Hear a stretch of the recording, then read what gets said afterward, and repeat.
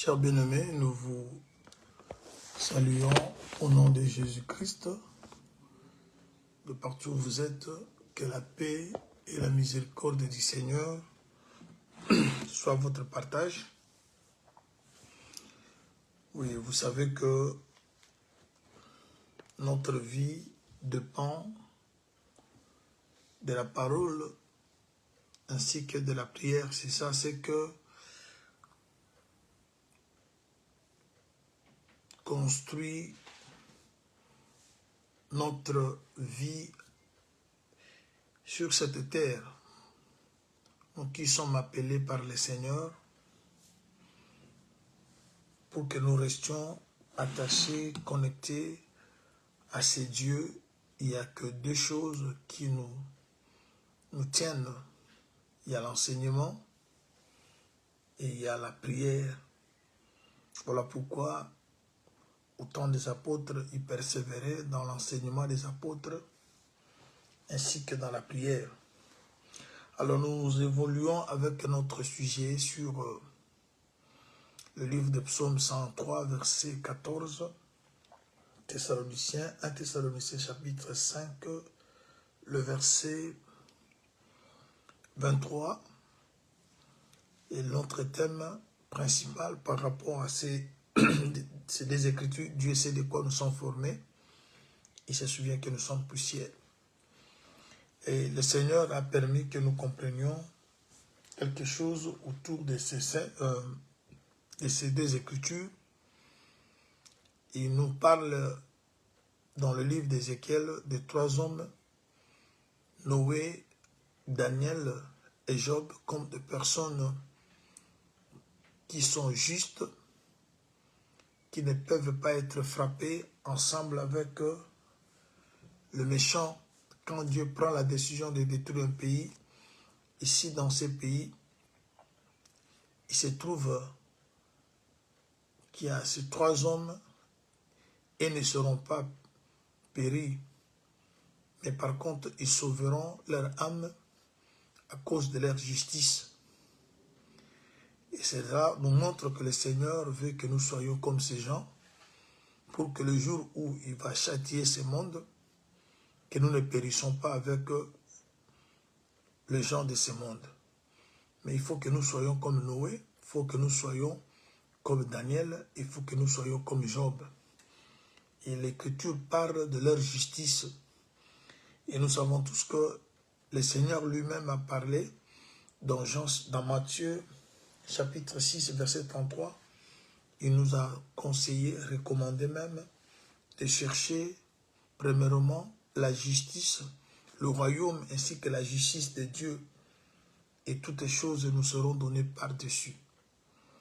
Alors, on a eu le temps, par la grâce du Seigneur, de parler de Noé dans beaucoup de dimensions. On a pris plusieurs volets pour parler de Noé, ce que Noé représentait. Et maintenant, nous arrivons au point de parler de Daniel parce qu'il est parmi les personnes que Dieu a citées dans Ézéchiel 14, verset 12 au 14e. Alors déjà, on avait déjà commencé à parler sur Daniel. Daniel, il était de la race royale. Il faisait partie d'une famille noble. Il est de la tribu de Juda. Mais il a été déporté. Il était parti vivre en Babylone. Parce que le roi voulait que les jeunes hommes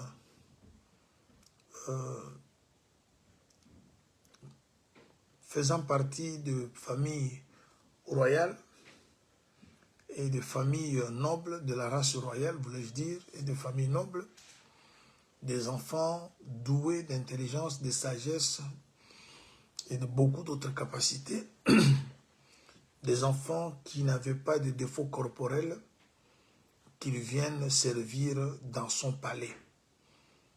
Et Daniel était compté, il a été du groupe de ceux qui étaient partis en Babylone. Il y avait lui, il y avait aussi les trois autres compagnons, Anania, Michaël et Azaria. Là, nous sommes dans Daniel chapitre 1er, à partir du 1er au 8e verset.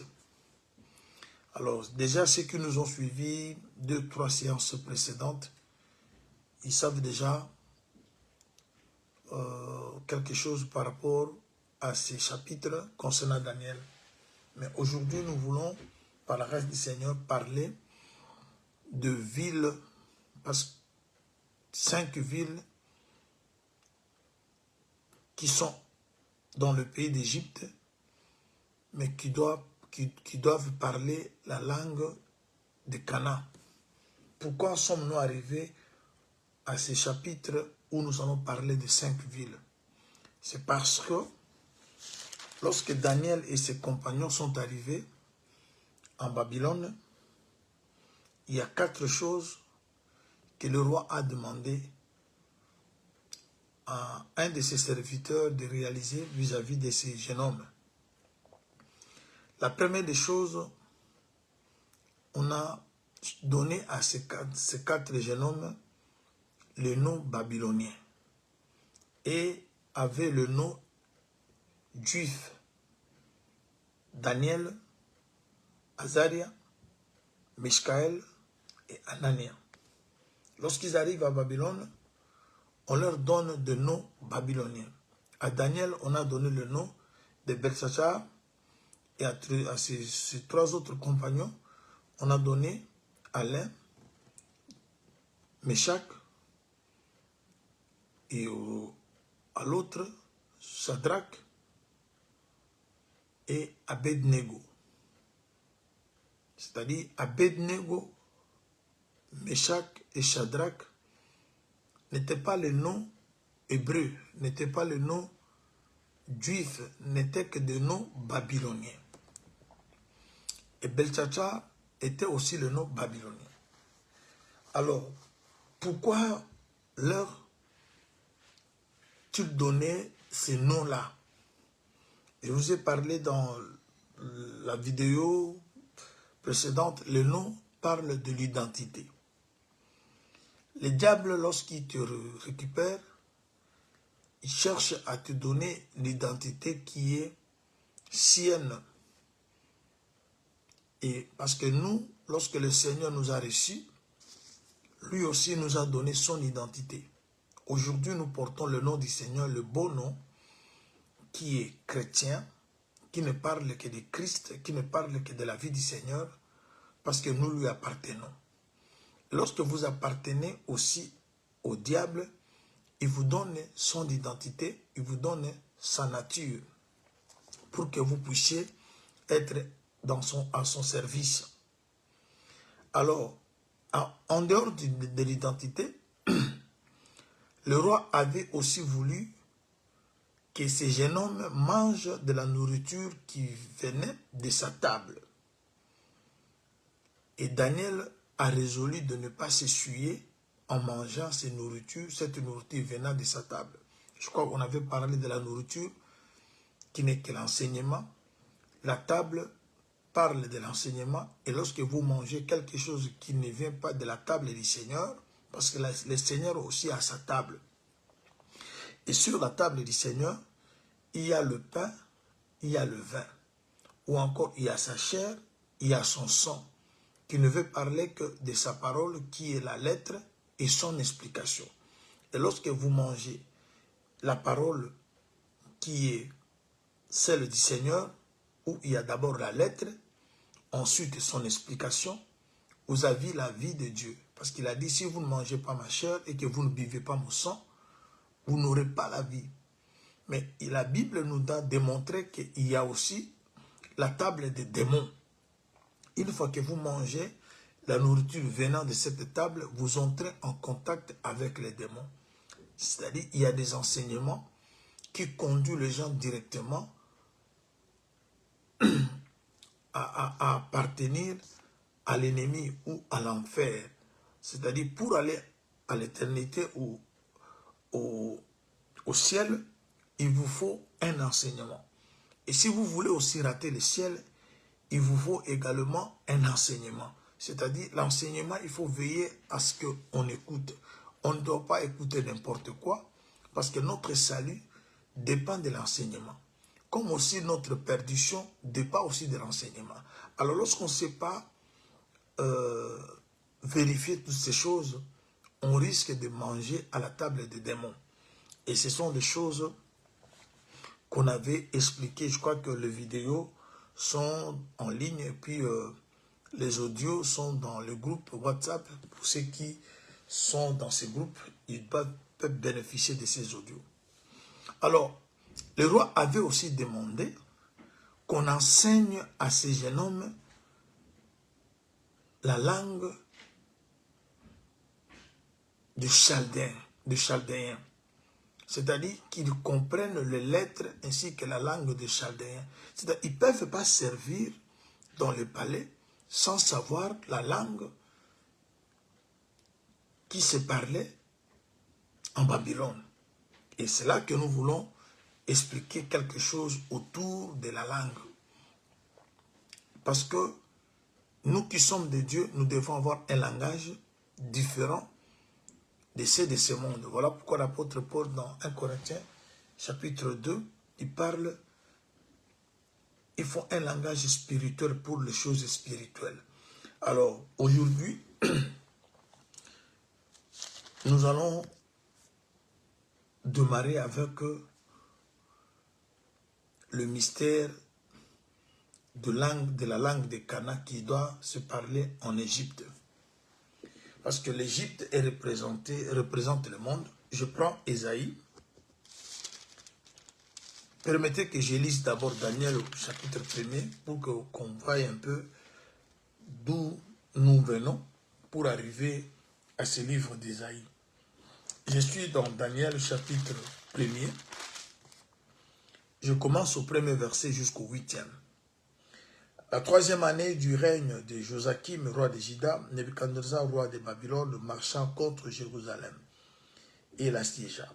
Le Seigneur livra entre ses mains Joachim, roi de Juda, et une partie des ustensiles de la maison de Dieu. Nebuchadnezzar emporta les ustensiles au pays de Shinéar. Dans la maison de son Dieu, il les mit dans la maison du trésor de son Dieu. Le roi donna l'ordre à Shepnaz, chef des énigmes, d'amener quelques-uns des enfants d'Israël de la race royale ou de la famille noble, Des jeunes hommes, des jeunes garçons sans défaut corporel, beaux de figure, doués de sagesse, d'intelligence et d'instruction, capables de servir dans le palais du roi, à qui l'on enseignerait le lettre et la langue des Chaldéens. Le roi leur assigna pour chaque jour une portion de mets de sa table et du vin dont ils buvaient, voulant les élever pendant 3 années, au bout desquelles ils seraient au service du roi.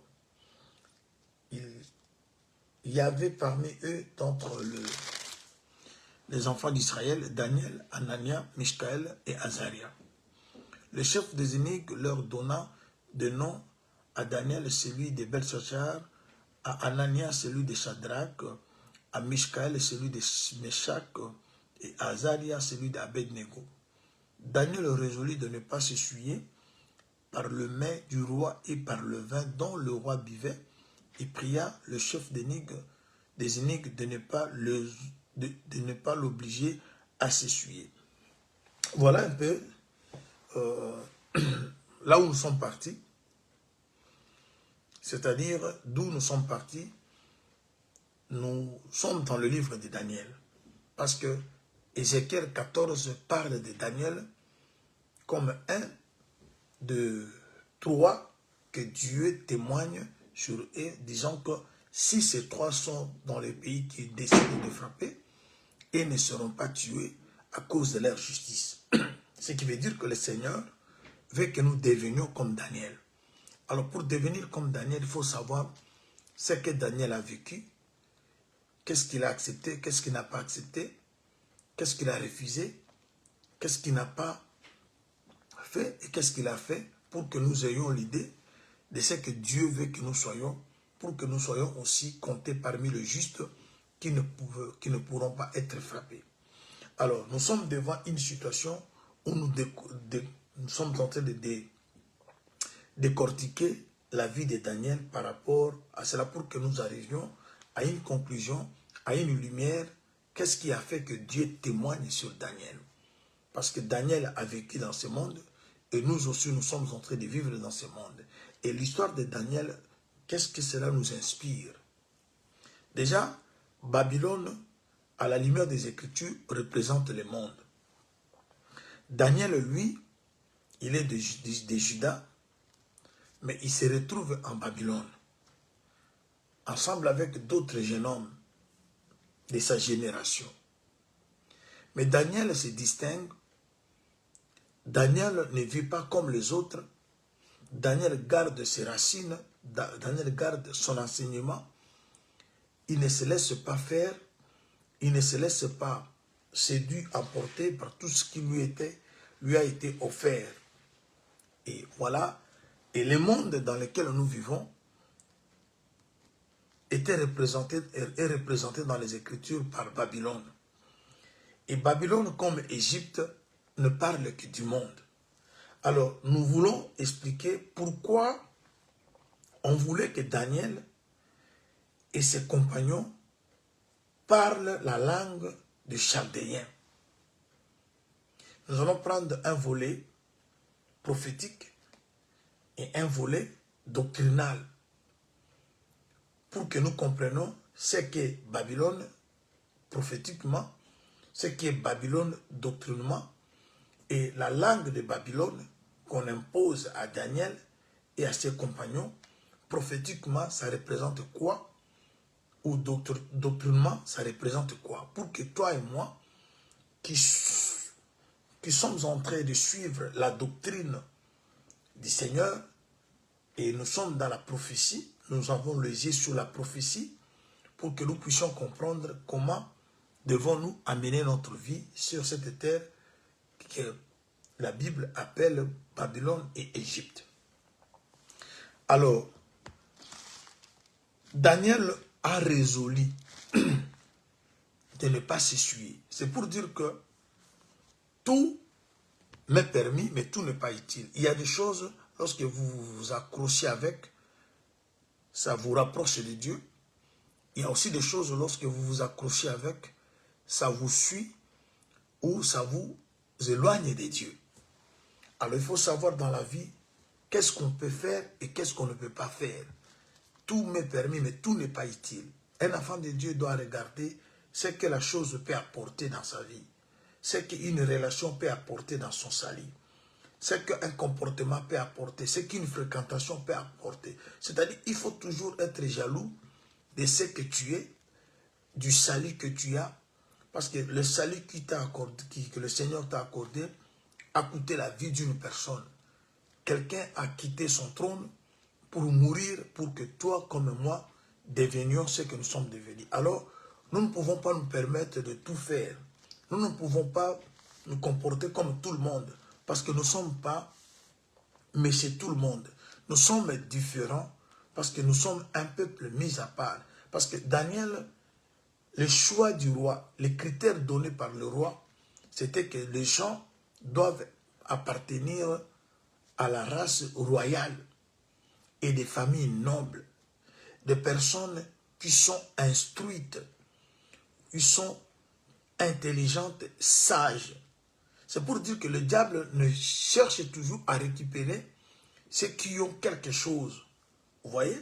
Alors, Daniel, ayant toutes ces bases-là, il est de la famille noble, il est de la race royale, c'est un enfant instruit, il est intelligent, il est sage, et il avait en lui l'esprit, comme on avait dit dans Daniel chapitre 5, verset 11-14, il avait l'esprit de Dieu saint, il avait de lumière.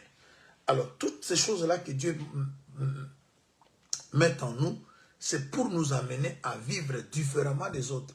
Le Saint-Esprit que Dieu t'a donné, la connaissance que Dieu te donne, tout ce que Dieu met à ta disposition, c'est pour t'aider à vivre différemment des gens de ce monde. Alors, regardons maintenant, nous prenons Ésaïe, chapitre 19, Ésaïe chapitre 19, c'est là que nous allons prendre notre message de ce matin. Je crois que ce chapitre va des fois nous prendre quelques séances pour bien exploiter, pour bien détailler, pour bien expliquer. Mais aujourd'hui, permettez que nous puissions démarrer avec ça. Nous sommes dans Ésaïe au chapitre 19. Je commence ma lecture au verset 16. En ce jour, l'Égypte sera comme des femmes. Elle tremblera et aura peur en voyant s'agiter la main de l'Éternel des armées, quand il la lèvera contre elle. Le pays de Juda sera pour l'Égypte un objet de foi. Dès que l'on lui en parlera, elle sera dans l'épouvante, à cause de la résolution prise contre elle par l'Éternel des armées. En ce temps-là, il y aura 5 villes au pays d'Égypte qui parleront la langue des Canaan et qui jureront par l'Éternel des armées. L'une d'elles sera appelée la ville de destruction. En ce même temps, il y aura un autel à l'Éternel au milieu du pays d'Égypte et sur la frontière, un monument à l'Éternel. Je vais d'abord m'arrêter ici. La fois dernière, quand on s'est rencontrés à travers le direct, je vous ai montré pourquoi on dit que l'Égypte sera comme des femmes. Vous savez, cette écriture, elle est à la fois prophétie, elle est à la fois doctrinale, elle est à la fois connaissance, et elle est à la fois révélation. Alors, je vais d'abord prendre le volet doctrinal et le volet connaissance. Je vais ajouter la révélation dans cette écriture. Parce que ce sont le moyen par lequel on peut être utile à un peuple. C'est de cette manière-là, ce sont des manières avec lesquelles on peut se faire pour être utile, comme l'apôtre Paul a expliqué dans 1 Corinthiens 14, 6. Alors, d'abord, l'Égypte, c'est une nation. On dit qu'elle sera comme des femmes au pluriel. Je l'ai expliqué dans ma vidéo précédente. Les femmes parlent des nations. Les femmes parlent des fausses églises ou des fausses confessions. Et l'Égypte représente le monde. Maintenant, dans le monde est composé des nations. Et Dieu a laissé toutes ces nations pour choisir une des nations afin que celle-ci soit sa nation à lui. C'est Israël. Parce qu'Israël était aussi comme les autres nations, mais Dieu a choisi Israël pour en faire sa propre nation. Et maintenant, il donne à Israël un enseignement qui est différent aux autres nations. Israël devient son peuple. Et cependant, les autres nations sont abandonnées au pouvoir du monde. Alors, lorsqu'on parle d'Égypte, ce sera comme des femmes, c'est-à-dire, Égypte représente le monde, et dans le monde, il y a des nations, et des nations appelées nations païennes. Parce que quand Dieu a choisi Israël, et il lui a donné son enseignement, sa loi, les autres nations que Dieu n'avait pas choisies sont considérées des nations païennes, des nations qui ne connaissent pas Dieu, des nations qui n'ont pas un enseignement. Alors, elles sont nombreuses, et c'est là-bas que le diable place maintenant son trône. Alors maintenant, qu'est-ce qui va se passer? On dit que Égypte qui sera comme des femmes, elle tremblera aussi et aura peur en envoyant s'agiter la main de l'Éternel. Je vous avais expliqué, la main de l'Éternel parle de ministère, parce que quand on parle de la main de l'Éternel, on voit aussi le 5 doigts qui ne parle que de grâce ministérielle.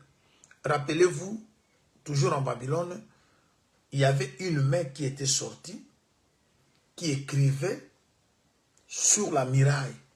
Or, lorsque une main écrit, c'est-à-dire ce sont les doigts qui se mettent ensemble pour écrire. C'est ainsi que la main, c'est l'ensemble de doigts, et les doigts représentent les grâces ministérielles. C'est-à-dire quand le ministre prêche, ils sont en train d'écrire dans nos cœurs, comme c'est ainsi que l'apôtre Paul dit dans 2 Corinthiens chapitre 3, vous êtes une lettre écrite, lue et connue de tous. C'est-à-dire chaque fois qu'il y a une prédication, sache que les doigts de Dieu qui sont le ministère de la parole est en train d'écrire. Lorsqu'on vous prêche le pardon, dans votre cœur, un enseignement sur le pardon est écrit. Et lorsque vous allez commencer à exécuter ou à vivre cet enseignement, le monde lira en vous le pardon. Lorsqu'on vous prêche l'amour, c'est-à-dire l'enseignement sur l'amour, est encore ajouté parce que vous êtes une lettre, c'est-à-dire vous êtes une feuille ou un papier que les Écritures viennent se poser. Et lorsque tout l'enseignement sera écrit dans votre vie, ce fera de vous un homme parfait. Lorsque vous allez commencer à vivre tout l'enseignement, et c'est là qu'on vit la perfection. Mais pour que vous arriviez à la perfection, il faut que le ministère fasse le travail. Vous allez voir ça dans Éphésiens chapitre 4. Lorsque vous lisez Éphésiens chapitre 4,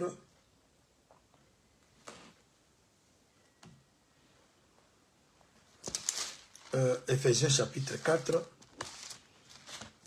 à partir du verset 11, l'apôtre explique ça clairement. Permettez que je prenne cette écriture. Il dit, il a donné les uns comme apôtres, les autres comme prophètes, les autres comme évangélistes, les autres comme pasteurs et docteurs, pour le perfectionnement des saints en vue de l'œuvre du ministère et de l'édification du corps de Christ, jusqu'à ce que nous soyons tous parvenus à l'unité de la foi et de la connaissance du Fils de Dieu, à l'état d'homme fait et à la mesure de la stature parfaite de Christ. Vous voyez, pour qu'on arrive à la stature parfaite, pour qu'on arrive à la perfection, il y a l'œuvre du ministère, c'est-à-dire le doigt de Dieu qui compose la main de Dieu, doivent commencer à écrire. C'est-à-dire chaque prédication d'une grâce ministérielle apporte dans ta vie une écriture de Dieu.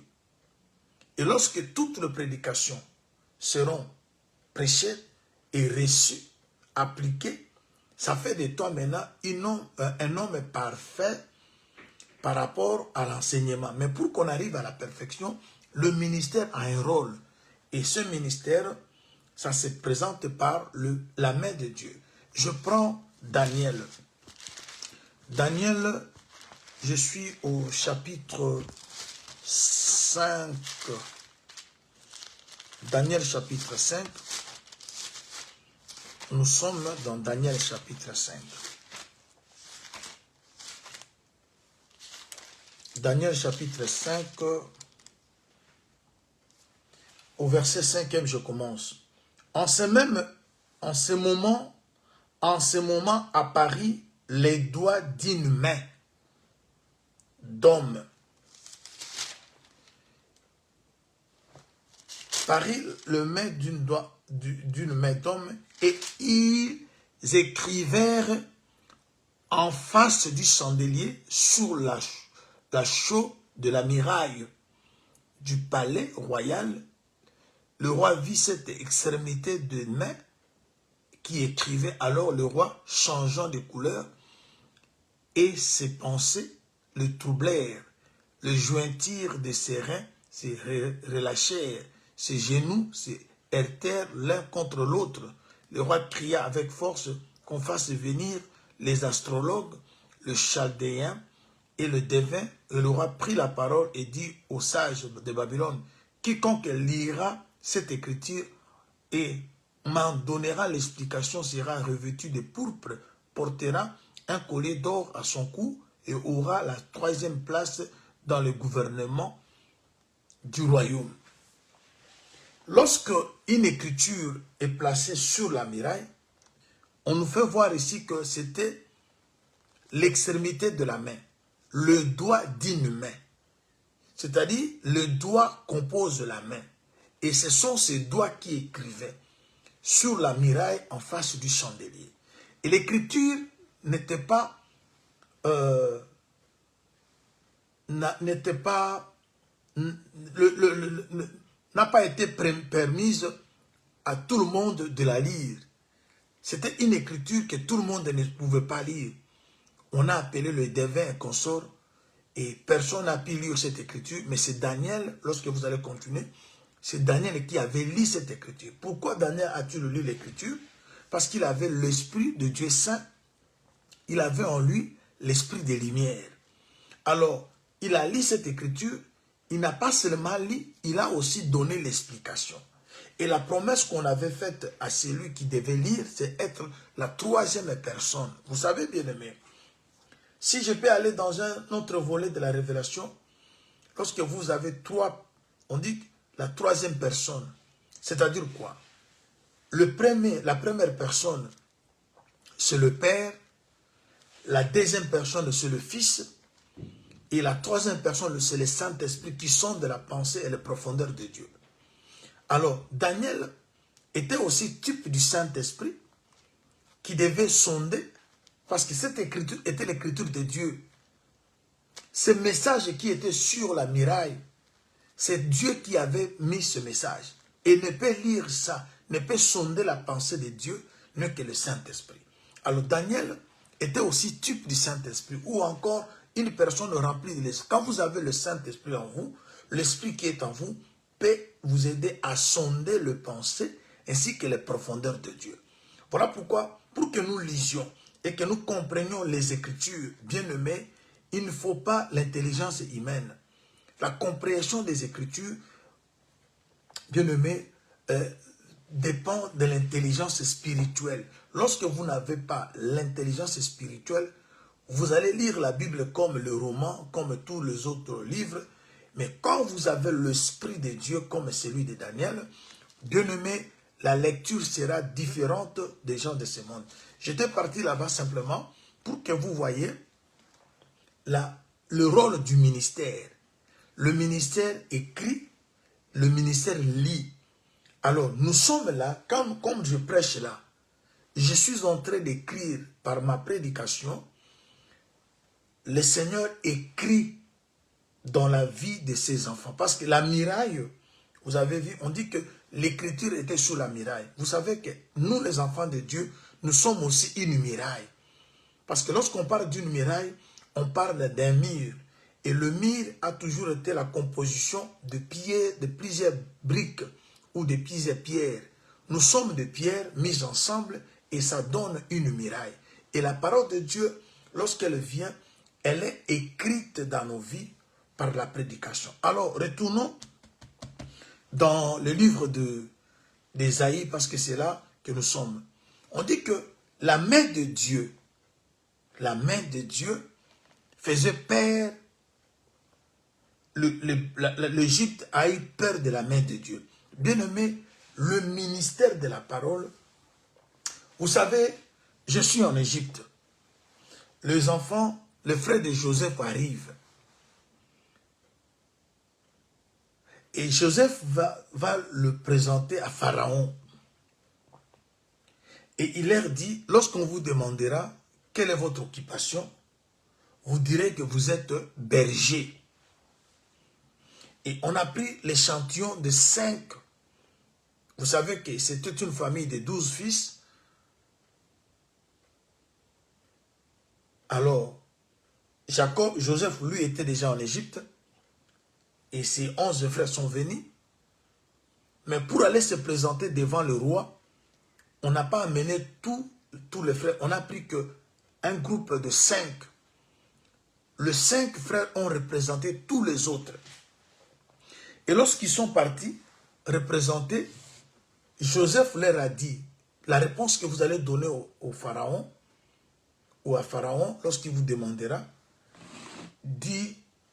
dites-lui que vous êtes berger. Vous voyez? Berger. Alors, je veux que vous voyez ensemble avec moi, c'est que un berger, comment le berger sont craints en Égypte. Je suis dans Genèse. Genèse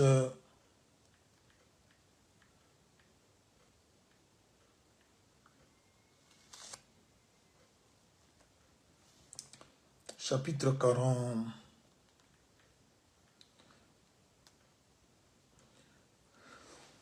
43. Genèse 43, le verset 39, 32. Genèse 43, verset 32.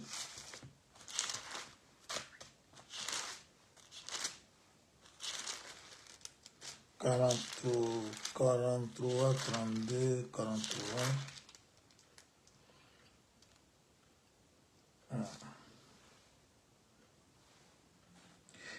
Commençons au verset 31.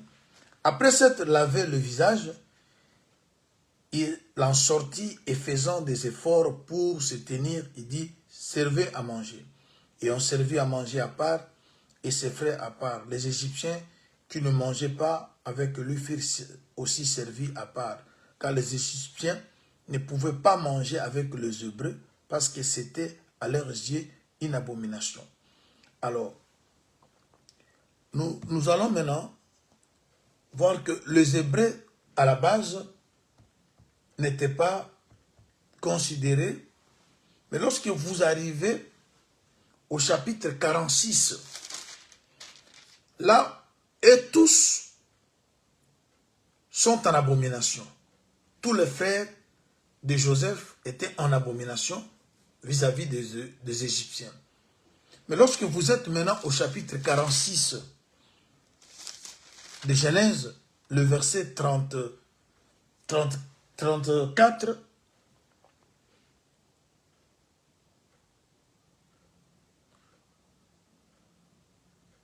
commençons au verset 31. Joseph dit à ses frères et à la famille de son père, je suis dans Genèse 49, verset 31.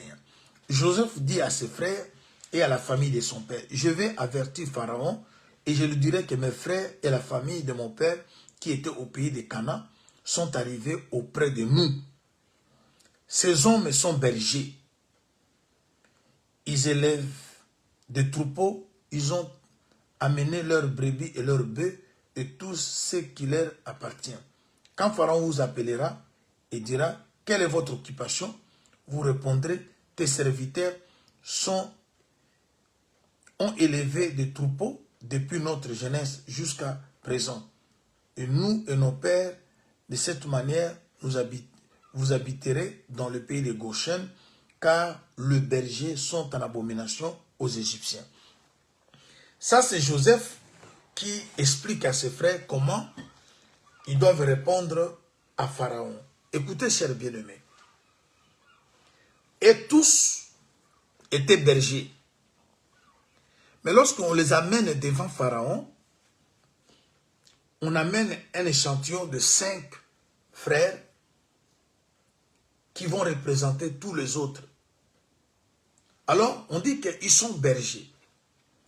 Lorsqu'ils ont pris 5 pour représenter tous les autres, ça évoquait déjà le 5 grâce du ministère. Je l'ai toujours dit que tout ministre et berger. Parce que tout ministre peut paître les enfants de Dieu. Bien que les uns sont docteurs, les autres sont appelés apôtres, prophètes, mais tout ministre est berger. Bien que le pastoral, le pasteur, c'est lui qui est censé être berger, mais tout ministre, quand vous arrivez dans un coin, même si vous êtes évangéliste, même si vous êtes apôtre, vous pouvez paître les troupeaux parce que la mission qui vous est donnée, c'est de paître des troupeaux, de prêcher la parole de Dieu. Alors, dire que les bergers sont en abomination aux Égyptiens. L'Égypte, c'est le monde. Et vous verrez même cette histoire aujourd'hui, ça continue à se manifester. Le monde n'aime pas les hommes de Dieu. Jésus a dit, le monde ne vous aimera pas parce qu'il ne m'a pas aimé. Jésus d'abord lui-même c'est le berger. Il est le bon berger. Le monde ne l'a pas aimé. Et les apôtres qui devaient continuer avec l'œuvre, Jésus leur a dit que vous ne serez pas non plus aimés. Ne soyez pas étonnés de tout ce que vous voyez le monde dire autour des hommes de Dieu. Je sais qu'il y a des hommes de Dieu qui abusent. Je sais qu'il y a des hommes de Dieu, les soi-disant, les gens qui sont sans l'eau ni part dans cette affaire. Les gens qui se sont eux-mêmes proclamés hommes de Dieu, qui n'ont pas reçu mandat. Je le sais, il y a des aventuriers. Je sais qu'il y a de faux. Mais je parle de vrai. De ceux-là que Dieu a envoyés. Le monde ne les accepte pas. Pourquoi? Parce que le message que ces gens apportent recadre le troupeau. Ramène les gens à Dieu. Ce message amène les gens à la conversion. Amène les gens à abandonner. C'est ainsi que vous avez vu, lorsque Moïse et Aaron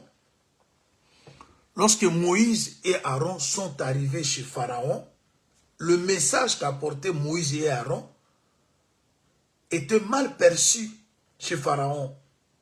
Pour Pharaon, Moïse était venu décourager les gens, distraire les gens qui étaient en train de travailler pour Pharaon. Maintenant, le message de Moïse pour Pharaon, c'était de la distraction. C'est pour cela aujourd'hui, les églises sont mal réputées. Les gens pensent que l'église pousse les gens à être fainéants. Je ne sais pas. Dans l'église du Seigneur, on encourage les gens à travailler. Moi-même qui vous prêche la parole de Dieu, vous voyez souvent, je vous prêche, je vous dis que je dois terminer vite parce que je dois aller travailler. Dans l'église du Seigneur, on encourage les gens à travailler. On encourage les gens à étudier. On ne refuse pas que les gens étudient. Ce sont dans les fausses églises où l'œuvre de Dieu devient du business, là au moins. Parce qu'à côté du bon, il y a eu toujours de mauvais. À côté du vrai, il y a eu toujours de faux. Ça n'a pas commencé aujourd'hui. Même au temps de Jésus, il y a eu de faux. Même au ciel, il y a eu des rebelles. Alors, il faut que ce ne soit pas des excuses aujourd'hui pour que les gens disent qu'ils ne peuvent pas prier parce que les églises ont fait dormir les gens. Non, bien aimé, ça, ce sont des excuses. Ça a toujours été comme ça. Jésus lui-même, il a pris un démon, quelqu'un de la cupidité, il a mis à ses côtés, il lui a donné la caisse. C'est pour dire qu'au commencement même, quand Dieu créait à la création, il place un arbre avec des connaissances du bien et du mal. Ce qui veut dire que le mal marche toujours à côté du bien. Ce n'est pas quelque chose d'aujourd'hui pour que vous vous donnez des excuses de ne pas prier parce qu'il y a des serviteurs qui abusent. Bien aimé, ça a toujours été comme ça. N'avez-vous pas lu au temps d'Élie, les sacrificateurs, ces enfants abusaient, ils prenaient des femmes, ils prenaient la nourriture. Ça n'a pas commencé aujourd'hui. Et ça ne va pas non plus aussi s'arrêter maintenant.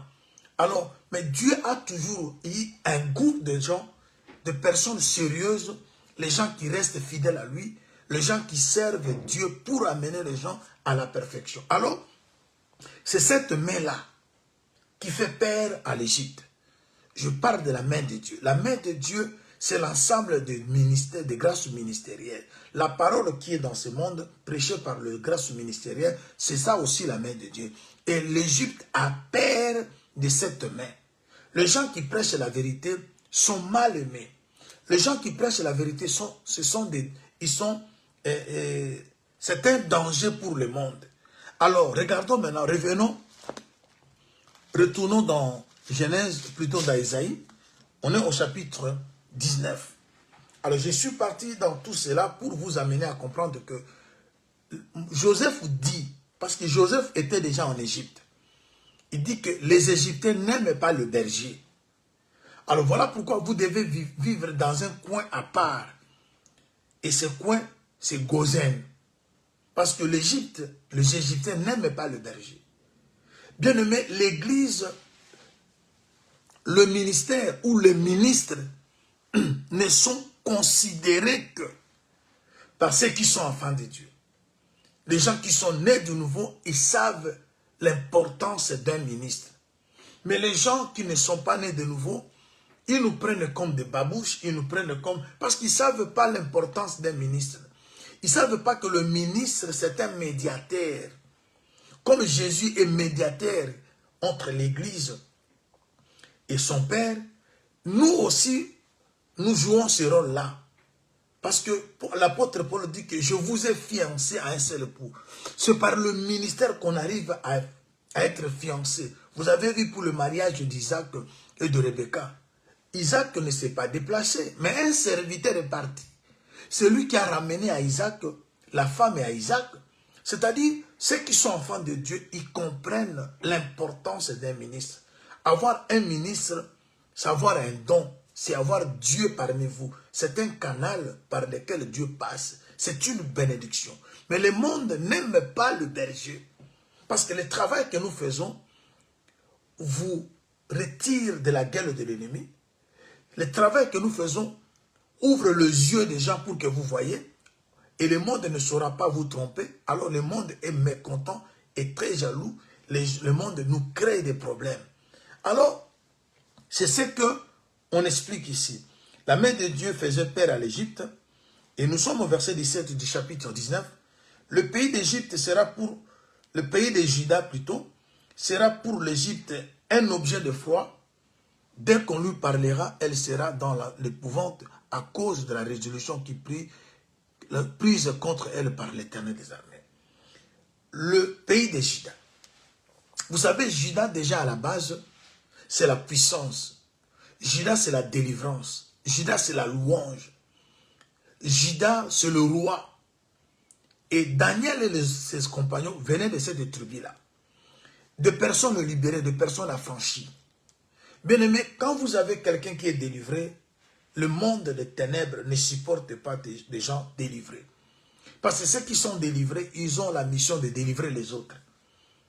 Vous savez, bien aimé, lorsque les enfants d'Israël ont quitté l'Égypte, destination Canaan, avant de traverser le Jourdain, lisez la Bible, Dieu a donné à 3 tribus leur portion de terre. Mais Dieu va leur demander de traverser le Jourdain pour que leurs frères aussi puissent avoir leur portion de terre. Les 3 premières tribus qui avaient eu leur portion de terre représentent le ministère de la parole. Dieu donne maintenant aux ministres la responsabilité d'aider les autres enfants de Dieu de trouver leur part. Parce que Cana, c'est le corps. Parce que c'est ce qu'on va parler. Cana, c'est le corps de Jésus. Alors le ministère doit d'abord trouver sa place dans le corps de Jésus, afin de ramener d'autres personnes à avoir leur part dans le corps de Jésus. Voilà pourquoi un ministre a la mission de délivrer les autres.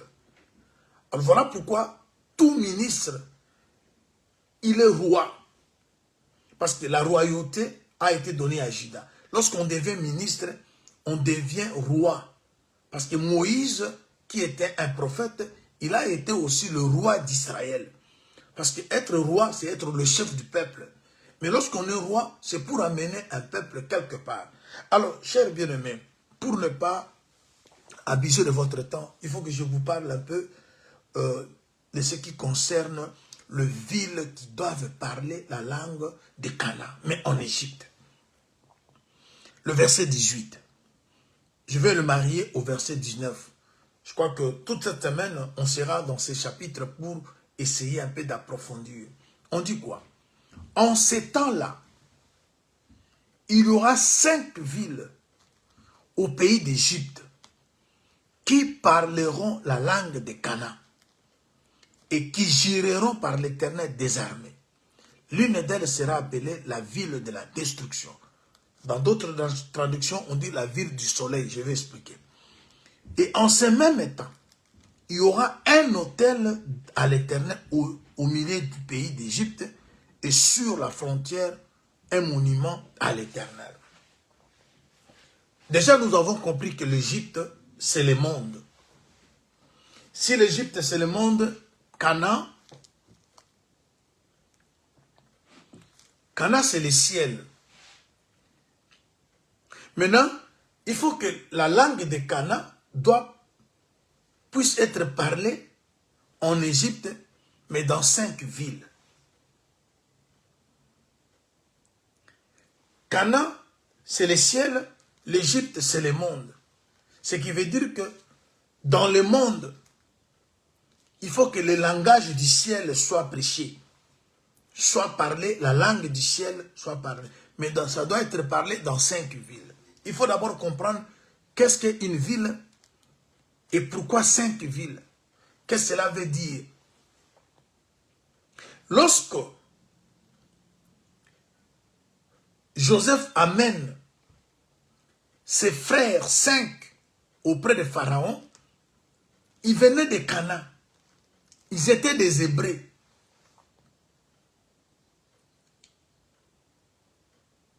Ils étaient devant Pharaon, le roi d'Égypte, mais en provenance de Canaan, en provenance de la terre promise. Et vous allez comprendre que ces gens-là, lorsqu'ils sont arrivés, ils ne parlaient pas la langue égyptienne. Ils parlaient hébreu. C'est ce qui a fait que, avec Joseph, au départ, il parlait avec un interprète. C'est-à-dire, Joseph parlait avec ses frères, avec l'interprète. Parce qu'eux ne parlaient pas la langue des Égyptiens. Mais je veux que vous voyez clair. Qu'est-ce que une ville d'abord, à la lumière des Écritures? La ville représente le peuple de Dieu. Je peux marcher dans 2, 3 Écritures. Je suis dans Matthieu, chapitre 5. Lorsque vous lisez le verset 14, Jésus dit, vous êtes une ville située sur une montagne et cette ville ne peut pas être cachée. Il s'adressait à son peuple, il s'adressait à son église, il s'adressait à ses disciples, à ses apôtres. Il dit que vous êtes une ville. Lorsque vous prenez Ecclésiaste chapitre 9, au verset 14, on parle d'une petite ville qui était tombée entre les mains d'un homme fort, mais dont un homme pauvre et sage qui l'a délivré. La ville petite, dominée par un roi puissant, mais un homme sage et pauvre l'a délivré. La ville parle aussi d'un peuple, du peuple de Dieu, qui était entre les mains de l'ennemi. Mais l'homme pauvre et sage, c'est le Seigneur Jésus-Christ. Vous savez que Jésus, pour nous délivrer, des riches qu'il était, il s'est fait pauvre. Mais il est venu délivrer une ville. Là, je suis dans Ecclésiaste, chapitre 9, le verset 14. Je suis en train d'amener les enfants de Dieu que vous êtes à comprendre d'abord ce qu'est une ville. Et ensuite, on va comprendre pourquoi les villes doivent être au nombre de 5. Parce que nous avons un évangile où chaque geste cache une vie. Avant qu'on arrive d'abord à parler de la langue qui doit être parlée, on doit d'abord maîtriser ce qu'est une ville. Et pourquoi ces villes en Égypte? L'Égypte, c'est le monde. Alors, la ville ou les villes 5 dans l'Égypte, c'est le peuple de Dieu. Les chiffres 5, c'est le chiffre de la grâce. C'est-à-dire un peuple qui a trouvé grâce. Parce que Dieu n'a pas 5 peuples. Dieu n'a pas 5 églises. Dieu n'a qu'une seule église. Mais cette église, la seule église, est en rapport avec un chiffre 5 qui est le chiffre de la grâce.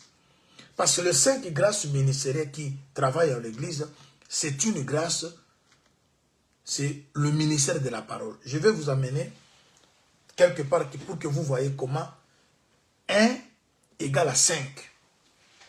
Ou 5 sont 1.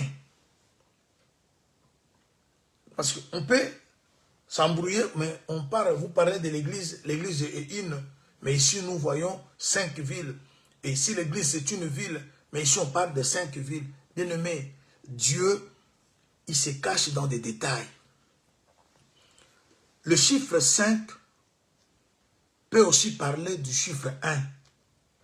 Et le chiffre 1 peut aussi parler du chiffre 5. Je prends 2 écritures. Nous sommes dans le livre de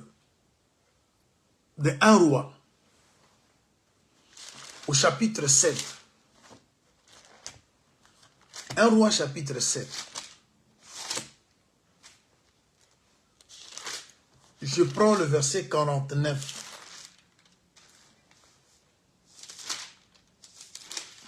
Un roi, chapitre 7, le verset 49.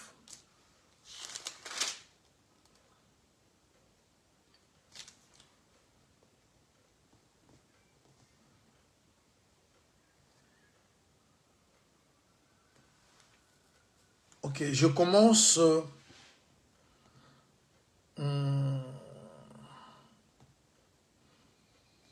au verset, bon, lisons le verset 49, on va compléter ça dans un autre livre.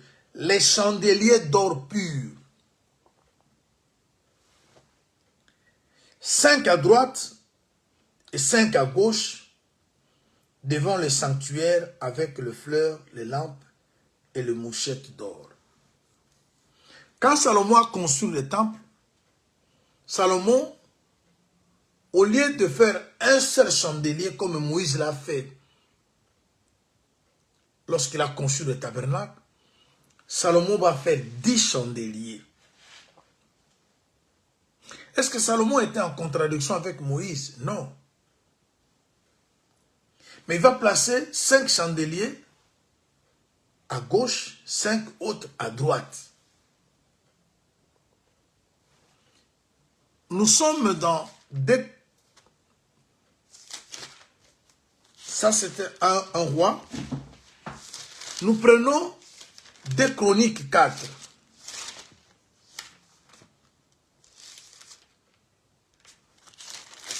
Deux Chroniques chapitre 4. Nous sommes au verset 7. Il fit 10 chandeliers d'or, selon l'ordonnance qui le concernait. Il les plaça dans le temple, 5 à droite et 5 à gauche. Le chandelier qui était un, quand Moïse a construit le tabernacle, vous verrez même qu'il a fait aussi 10 tables. Avec Moïse, on avait une seule table avec 12 pains.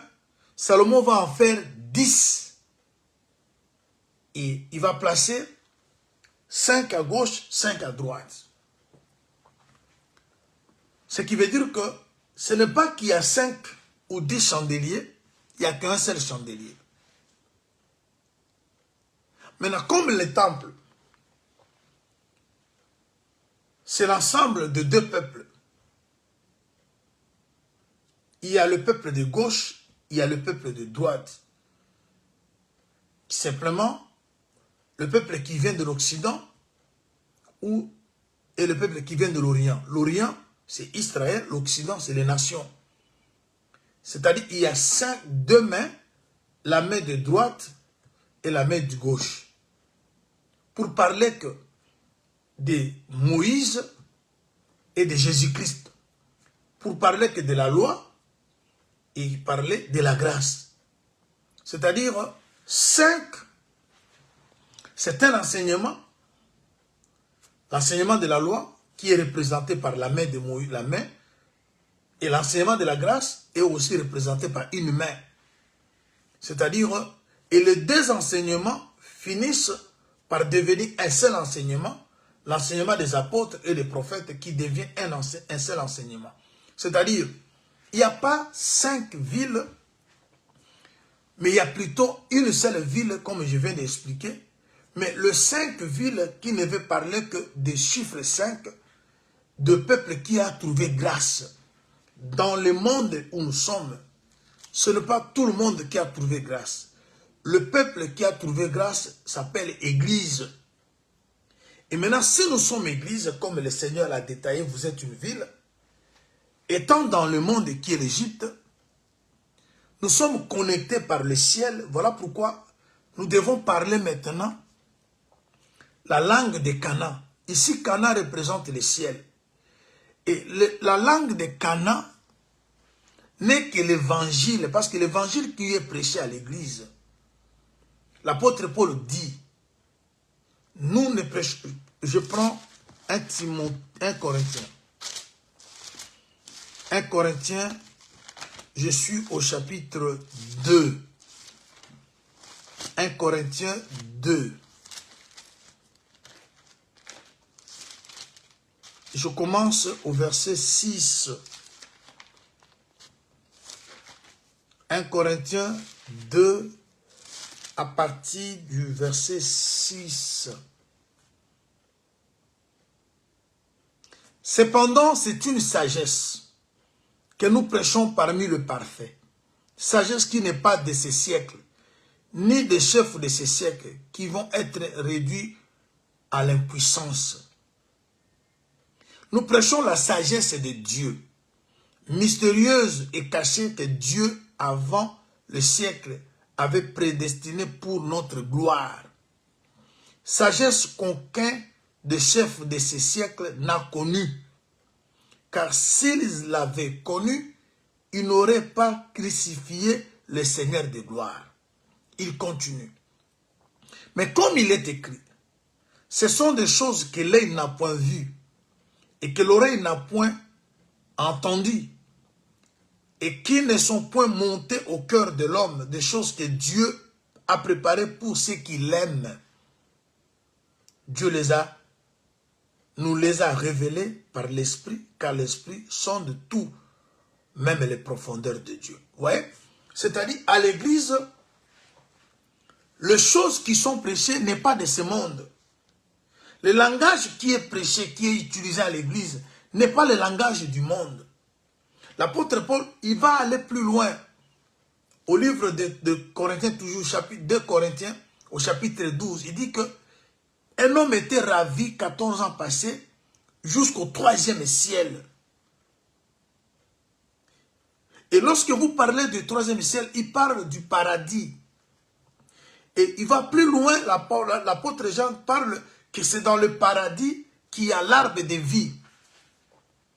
C'est-à-dire, l'église dans le monde est en train de bénéficier d'un langage qui est de Canaan. C'est-à-dire, les choses qui sont prêchées dans l'église. L'église, c'est les 5 villes qui sont en Égypte. Mais j'ai expliqué le pourquoi des 5. Cependant, l'église est représentée dans les Écritures comme une ville. Pourquoi 5? C'est pour parler simplement de la grâce. Nous avons trouvé grâce, parce que le chiffre 5, c'est le chiffre de la grâce. C'est pour aller aussi plus loin, pour parler que c'est dans l'église qu'on a 5 paroles. L'apôtre Paul dit, il préfère parler 5 paroles dans l'église que 10 000 paroles en langue. Les 5 paroles qu'on parle à l'église, c'est les 5 grâces ministérielles. L'église bénéficie, je vais lire ça rapidement.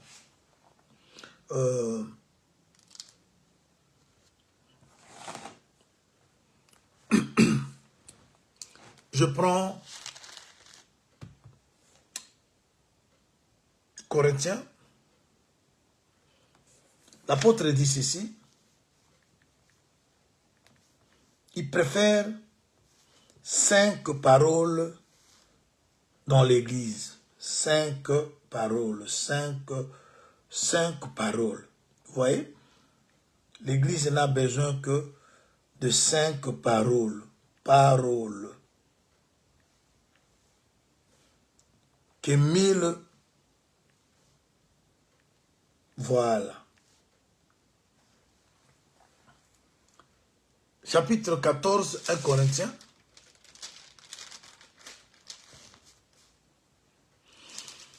Verset 19. Il dit, mais dans l'église, il dit le verset 18, je rends grâce à Dieu de ce que je parle en langue plus que vous tous. Mais dans l'église, j'aime mieux dire 5 paroles avec mon intelligence afin d'instruire aussi les autres que 10 000 paroles en langue. L'instruction que l'Église reçoit vient de 5 paroles. Ici, j'entre dans la révélation pour expliquer que les 5 paroles qui édifient l'Église, c'est aussi les 5 grâces ministérielles. Lorsque les uns parlent comme apôtres, les autres parlent comme docteurs, les autres comme prophètes, les autres comme évangélistes, ainsi que pasteurs, ça édifie l'Église. On n'a pas un autre ministère en dehors de ces 5-là.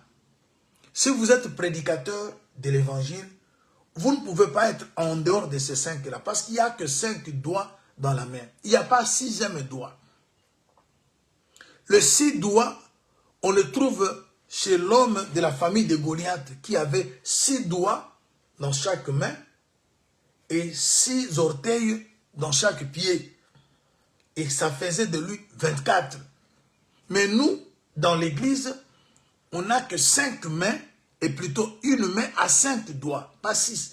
Parce que le chiffre 6, c'est le chiffre d'imperfection. Le temps me manque pour que je vous parle de cet homme-là qui avait 6 doigts dans chaque main et 6 orteils dans chaque pied. Et il était de la famille de Goliath. Alors, nous parlons de l'église. L'église, son édification passe par les 5 grâces ministérielles. Voilà pourquoi, dans l'église, on doit avoir un langage qui n'est pas de ce monde. Mais c'est un langage de Cana. Le langage du ciel. Vous savez, chers bien-aimés, Israël sort de l'Égypte. Lorsque vous lisez Exode chapitre 3, Dieu promet à Israël que lorsque vous serez à Cana, vous allez trouver, il y a du miel, il y a du lait. Ça, c'est la nourriture de Cana. Le miel ainsi que le lait. Mais pendant qu'ils étaient dans la marche au désert, la manne est venue le rejoindre. Ils ne savaient pas ce que c'était la manne. Ils ont posé la question à Moïse, qu'est-ce que c'est là? Moïse leur a donné l'explication. Bien aimé, dans la marche, on ne connaît pas tout. Il y a des enseignements qui peuvent être nouveaux pour toi. Ça ne dérange pas que vous posez une question. Mais c'est à l'homme de Dieu de ne pas se fâcher. L'homme de Dieu, lorsque vous apportez quelque chose, que vous êtes sûr que ça vient de Dieu, vous ne pouvez pas fuir une question venant du peuple. Parce que le peuple veut se rassurer, il veut savoir ce qu'il est en train de manger. Parce que la manne, lisez les Écritures, la manne n'a pas été connue des Hébreux. C'était pour la première fois qu'ils voient une telle nourriture. Ils posent la question. Qu'est-ce que c'est là? C'est comme au temps de Jésus. Quand Jésus prêchait, les gens disaient, quelle est cette nouvelle doctrine? Ils s'étaient habitués à la doctrine des pharisiens. Mais la manière de prêcher de Jésus, c'était pratiquement différente.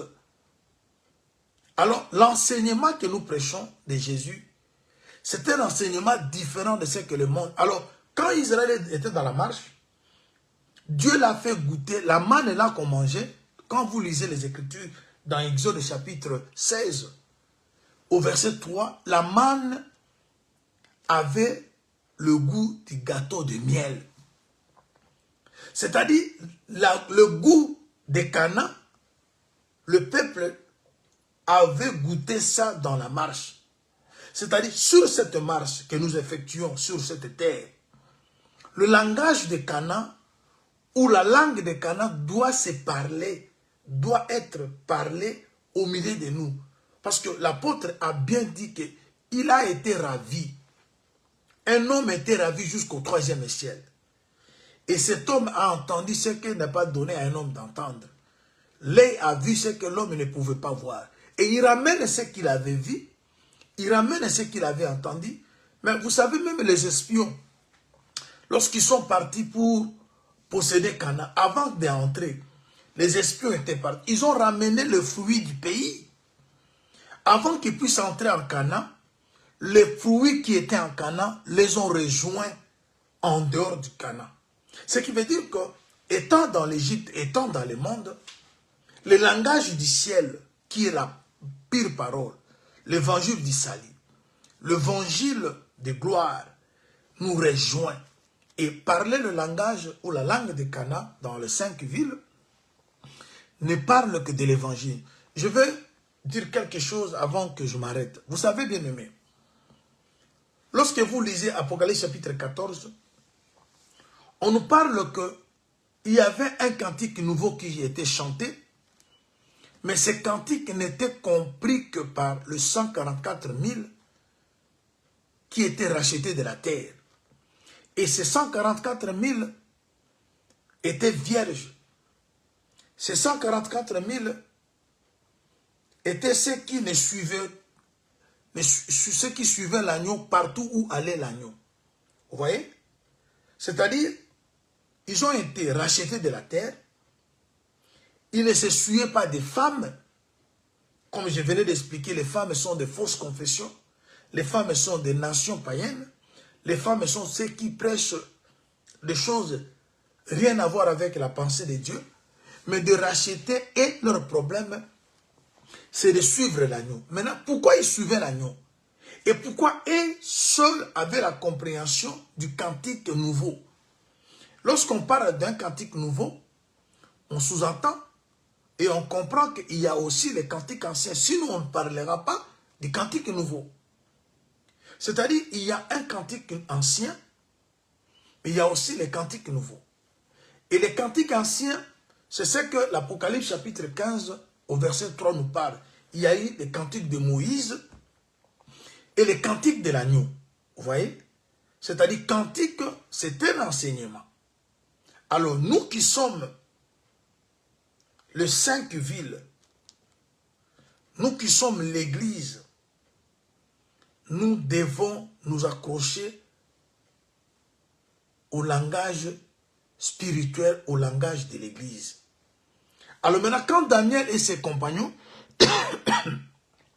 arrivent en Babylone, le roi veut qu'eux aussi commencent à parler la langue chaldéenne.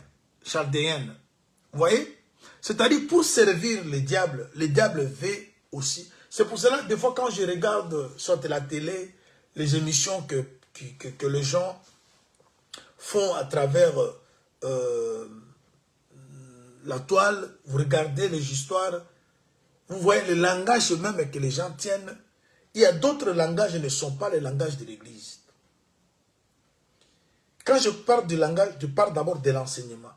L'Église a un enseignement propre. Parce qu'il est écrit, il faut un langage spirituel pour les choses spirituelles. Alors nous, l'Église, nous avons notre langage. Et il y a des choses qui ne sont pas nôtres. Et le langage de l'Église, c'est le langage qui est en harmonie avec le ciel. Voilà pourquoi, dans la marche, Israël a mangé la manne, mais qui avait le goût du miel. Vous savez, le miel, qu'est-ce que le miel fait? Lorsque vous lisez 1 Samuel chapitre 14, verset 25 au verset 26, le miel ouvre les yeux. Vous savez l'histoire de Jonathan. que son père avait dit de ne pas manger avant le soir. Mais il a permis au peuple de manger. Lorsque le peuple mangeait, c'était le miel, a ouvert les yeux. La révélation de Jésus-Christ que nous avons a ouvert nos yeux. Voilà pourquoi nous ne mangeons pas du n'importe quoi. Nous mangeons une nourriture qui ouvre les yeux. Parce que la mission qu'avait reçue Paul, lorsque Dieu l'a appelé, il avait dit, il a la mission d'ouvrir les yeux des aveugles. C'est ainsi que le ministère a pour mission d'ouvrir les yeux. Pour que les yeux soient ouverts, il faut le miel, parce que la révélation de ta parole est claire. Psaume 119, le verset 30. C'est-à-dire, à l'église, il y a la révélation. Quand vous lisez l'Apocalypse, on dit la révélation de Dieu, de Jésus, que Dieu a donné, la révélation de Jésus-Christ que Dieu lui a donné. Et à son tour, lui a donné à ses serviteurs, pour que ses serviteurs l'amènent à l'église. Vous voyez, l'église est bâtie sur la révélation. J'aime cette phrase-là.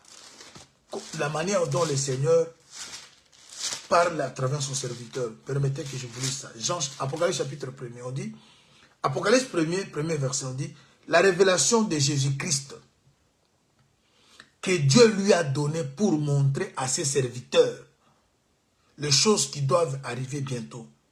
Et il a fait connaître par l'envoi de son ange à son serviteur Jean. Vous voyez, la révélation de Jésus-Christ, qui lui donne, c'est le Père qui lui donne. Le Père donne au Fils la révélation, le Fils donne à ses serviteurs, et les serviteurs donnent à l'Église. Il dit, tout m'a été donné par mon Père. Le Père révèle à son Fils.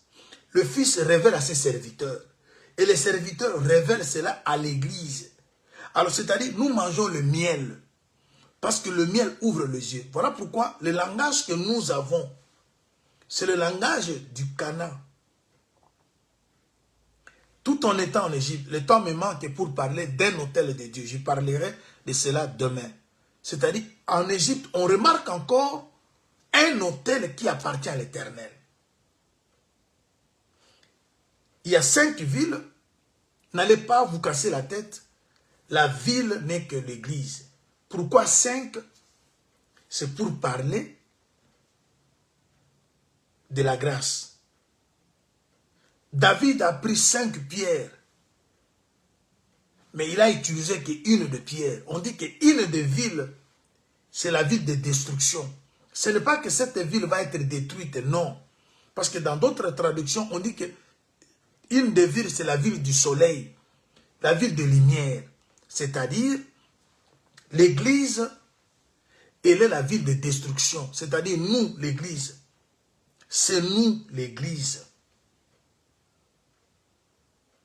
qui faisons peur au monde. Ce qui empêche le diable aujourd'hui de se manifester avec toute sa force, c'est parce que l'église est là. Parce que l'église, c'est la lumière. Alors, pourquoi on parle d'une seule ville? Parce qu'il n'y en a qu'une seule ville. On a utilisé le langage de 5, mais en réalité, il n'y a qu'une seule ville. Lorsque vous regardez la Jérusalem qui descend, ce n'est pas 2 villes. On parle d'une seule ville. Voilà pourquoi l'église, nous avons la puissance. Nous sommes fortes. Nous sommes une ville de destruction. Bien aimé, l'église ne peut pas avoir peur de l'ennemi. Nous savons Dieu au milieu de nous. Toi qui es l'église, sache que il est écrit avec toi, avec Dieu, tu feras des exploits. Et Dieu écrasera tes ennemis. David a pris 5 pierres, mais là il a utilisé une seule pierre. C'est-à-dire les autres pierres étaient dans celle-là. Parce que les 5 pierres parlaient aussi des 5 grâces ministérielles. Il y a 5 grâces ministérielles, mais il n'y a qu'un ministère de la parole. Il n'y a pas 2 ministères de la parole. Le ministère de la parole, il est un. Mais dans la manière de s'exercer, il est exercé d'une manière à avoir... le ministère de la parole s'exerce en 5 portions, mais il a un seul ministère de la parole. Voilà pourquoi une seule pierre, lorsqu'il est sorti, a détruit Goliath. C'est-à-dire les autres pierres étaient dans cette pierre-là. C'est-à-dire dans chaque grâce, les autres grâces se cachent. Voilà pourquoi les 5 villes ne sont qu'une seule ville qui est la ville de destruction, qui est la ville du soleil, la ville de la lumière. C'est bien l'Église. Parce que nous sommes une ville située, nous sommes la lumière du monde. Le Seigneur a mélangé la lumière et la ville en un seul discours. Il dit, vous êtes la lumière du monde, vous êtes le sel de la terre, vous êtes une ville située sur la montagne. C'est-à-dire, cette ville-là, elle est aussi lumière, c'est la ville du soleil, où il y a la lumière. Chers bien-aimés, le langage de l'Église, c'est le langage de Cana.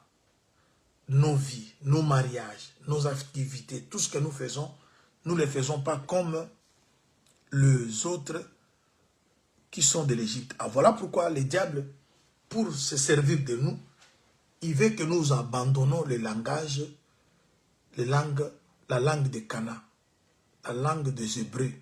Il veut que nous apprenions la lettre ainsi que la langue des Chaldéens pour que nous servions à son palais. Il y a des gens qui servent des gens dans le palais de l'ennemi en ayant ce langage. Mais nous sommes là pour apporter la lumière. Voilà pourquoi, quand le roi n'arrivait pas à comprendre les choses, on faisait recours à Daniel. Il donnait à ce roi-là le langage, parce que l'écriture, c'était l'écriture de Dieu. Ne peut être interprétée que par celui qui a l'esprit de Dieu. Voilà pourquoi on ne peut pas, par notre intelligence, expliquer les Écritures, car c'est poussé par l'esprit que les hommes ont parlé de la part de Dieu. Il ne faut pas qu'il y ait une interprétation particulière à ce qui concerne la parole de Dieu. Je m'arrête ici, chers bien-aimés. Vous êtes le béni de Dieu. Vous avez trouvé grâce auprès du Seigneur. Le Seigneur vous a accordé cette grâce. Vous êtes la ville qui parle la langue de Cana. Et Cana, c'est Jésus-Christ. Cana, c'est le 4e. Cana, c'est vrai Judas. Cana, c'est la délivrance. Et dans l'église, on doit avoir maintenant le message de Judas. Parce que c'est Judas qui fait peur à l'Égypte. Et nous sommes ces Judas. Nous appartenons à un royaume. Et le royaume céleste. Et le monde doit avoir peur de nous. Ce n'est pas l'inverse. Ce n'est pas à nous d'avoir peur du monde. Mais le monde doit avoir peur de nous. Parce que ça, le monde sait ce que nous sommes. Et que Dieu te bénisse là où tu es.